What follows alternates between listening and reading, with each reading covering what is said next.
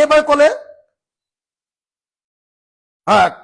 ক'লে যে আমি কৰ্মচাৰীবিলাকক মোক ক'লে বোলে অখিল গগৈয়ে কৰ্মচাৰীবিলাকক ওল্ড পেঞ্চন স্কিম দিয়াৰ কথা কৈছে। আজিকালি কোনো কৰ্মচাৰীয়ে ওল্ড পেঞ্চন স্কিম OPS নিবিচাৰে এই বুলি হিমন্ত বিশ্ব শৰ্মাই ক'লে। মই কালি ফেচবুকত এটা পোষ্ট দিলো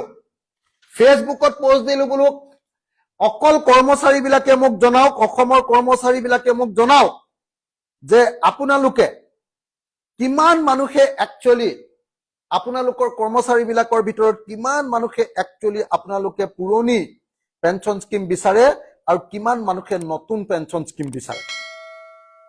মই এটা পোষ্ট দিলো তেতিয়া 10,900টা কমেণ্ট আহিছে। 10,900টা কমেণ্ট অহাৰ পাছত 100% মানুহ, এজন মানুহক বাদ দি, তাকো সেই মানুহজন মই চালো কোন মানুহ, তেওঁ আকৌ লিখিছে যে মই চিৰকাল সৰ্বানন্দ সোণোৱালৰ ভক্ত, ডিব্ৰুগড় বিজেপিৰ কিবা এটা ডিপাৰ্টমেণ্টৰ তেওঁ হেড। সেই মানুহজনৰ বাহিৰে তেওঁ কৰ্মচাৰী হয় নে নহয় মই নাজানো। 10,900 কমেণ্টৰ ভিতৰত 10,900 কমেণ্টেই কৈছে, কৰ্মচাৰীয়ে কৈছে যে আমাক OPS লাগে। সেইকাৰণে মই মুখ্যমন্ত্ৰীক চেলেঞ্জ কৰিছো যে আপুনি কৈছে যে অসমৰ কৰ্মচাৰীয়ে NPS বিচাৰে, মই কৈছো অসমৰ কৰ্মচাৰীয়ে মোক সদায় কৈ আছে যে OPS লাগে। আপুনি এটা গণভোট প্লেবিচাইট লওক, কৰ্মচাৰীৰ পৰা এটা মতামত লওক, ভোটিং কৰক যে কৰ্মচাৰীৰ কিমানে NPS বিচাৰে আৰু কিমানে OPS বিচাৰে।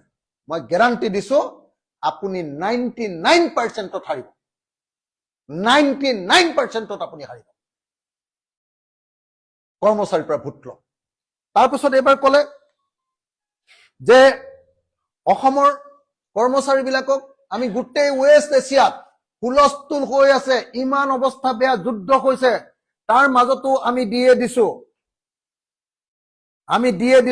ডিয়াৰনেছ এলাউন্স দিছো, মৰগীয়া বানচ দিছো, আমাৰ কিমান ডাঙৰ কেপাচিটি। তাৰপাছত মই সব কৰ্মচাৰীবিলাকক সুধিলো, বিত্ত বিভাগৰ মানুহক সুধিলো, সবে ক'লে যে ইতিহাসত প্ৰথমবাৰৰ কাৰণে জানুৱাৰী মাহৰ পৰা ডিয়াৰনেছ এলাউন্স সদায় দিয়ে, ইতিহাসত প্ৰথমবাৰৰ কাৰণে এইবাৰ জুন মাহৰ পৰা দিছে, জানুৱাৰী, ফেব্ৰুৱাৰী, মাৰ্চ, এপ্ৰিল, মে, এই 5 মাহ খাই দিছে হিমন্ত বিশ্ব শৰ্মাই। প্ৰথমবাৰৰ কাৰণে ইতিহাসত কৰ্মচাৰীৰ 5 মাহৰ দিয়ে বা মৰগীয়া বানচ খাই দিছে, ইতিহাসত প্ৰথমবাৰৰ কাৰণে। কেনেকুৱা মিছা কথা কয় হে এই মানুহজনে। তো সব মানুহক মই সুধিলো, তাৰ পাছত NPS APS গ'ল, এইটো গ'ল,